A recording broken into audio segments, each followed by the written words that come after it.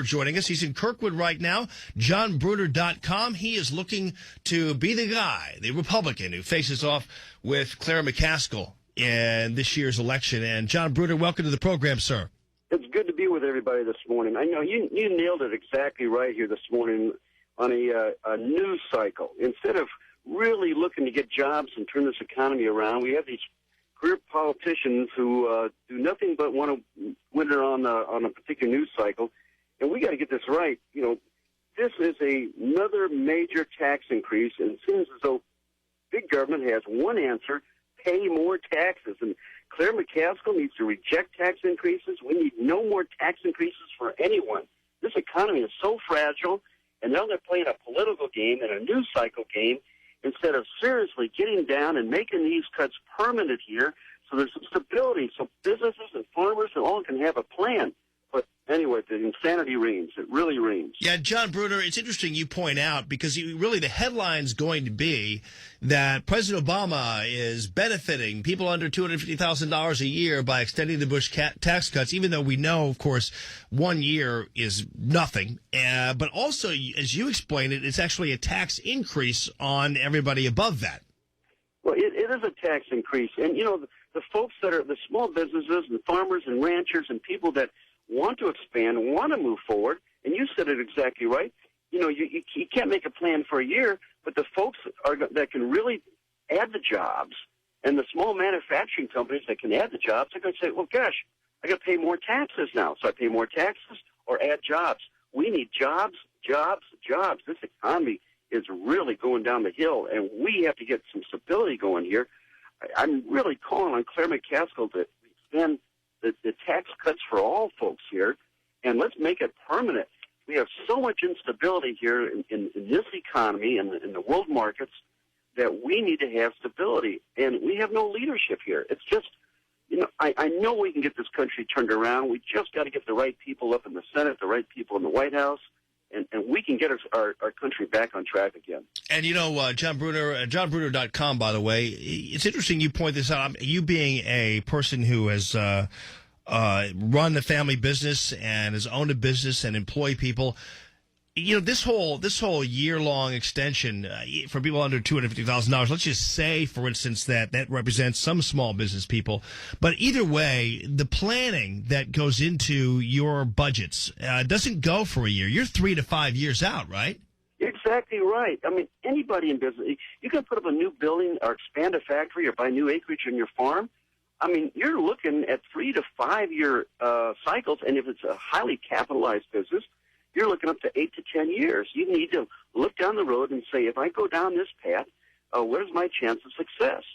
And this short-term knee-jerk thinking by far too many people that are political, news cycle, career politicians, that's why you have to get people who have been in manufacturing and been in business. And I'll tell you a story here that happened in my business when I first got started in there. We had some tough years, and finally we made some money. And I was so excited. I went to our chief financial officer at the time. He was an accountant at the time. We were a small business. I said, hey, Bob, we can buy that new production line. We can bring in new people. And he said, oh, John, yeah, you made money, but we have this big taxes we got to pay. I thought, oh, man. So it took another 4 years to save enough money to buy the line, to hire the people, to get the job done. But this is the kind of thinking that doesn't exist in Washington, D.C., and doesn't exist in the career politicians. And, you know, to have $1.3 trillion in taxes and regulations in the next 10 years, I mean, the regulatory issue as well, put that on top of the taxes, the regulatory issue has been more than, in the last 3 years, $46 billion annually on top of that trillion of present regulations. You know, folks, we can really get this thing done and create the right kind of atmosphere so that people can expand and grow and have some confidence that they're not going to change the rules of the game every few months. And Here we are, 4 months before the election, and they're messing around with the stability of our economy. Yep. If people wonder why there's stagnation and why there's a lack of increased employment, you just nailed it. I mean, if you can't depend on the years ahead, you're just going to stand still. And we're seeing what standing still actually does to this country. JohnBrunner.com. Where can people before they get into work come by and see you somewhere? Well, yeah. In fact, we're here in Kirkwood today at Cawley's Coffee. It's a great place. They serve great coffee. We're going to meet with folks in the area here, but we're traveling all across Missouri. It's going to be 6 days nonstop, anywhere from Hannibal to Springfield to St. Joseph, Kansas City.